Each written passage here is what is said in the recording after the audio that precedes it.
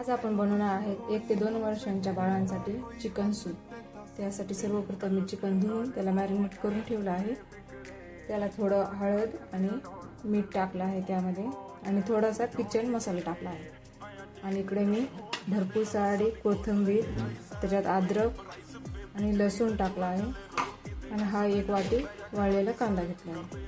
तर सर्वात आधी आपण हे मिक्सरला वाटून घेऊया। बघू शकता मी छान असं बारीक वाटलं आहे, थोडं पाणी टाकून वाटलं आहे।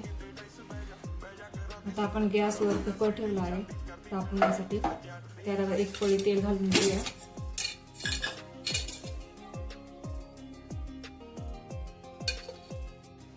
सर्वात आधी आपण वाळलेला कांदा टाकूया। तो छान झाला की मी अद्रक, लसूण आणि कोथिंबीरची थोडी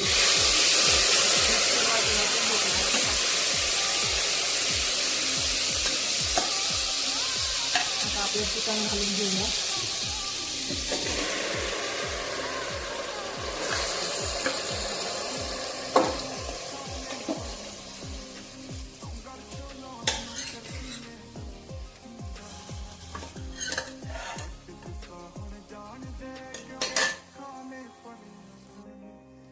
छान असं हलवून घेऊया।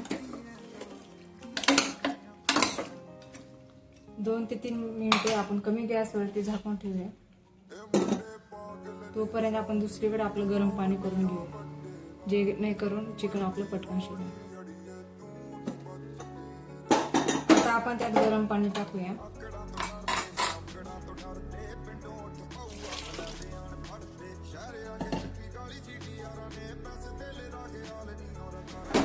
कुकरला छान असं झाकून ठेवूया। 1 ते 1.5 शिट्टी करून घेऊया कुकरची। बघू शकता सूप आपलं छान झालं आहे 1 ते 2 वर्षांच्या बाळांसाठी।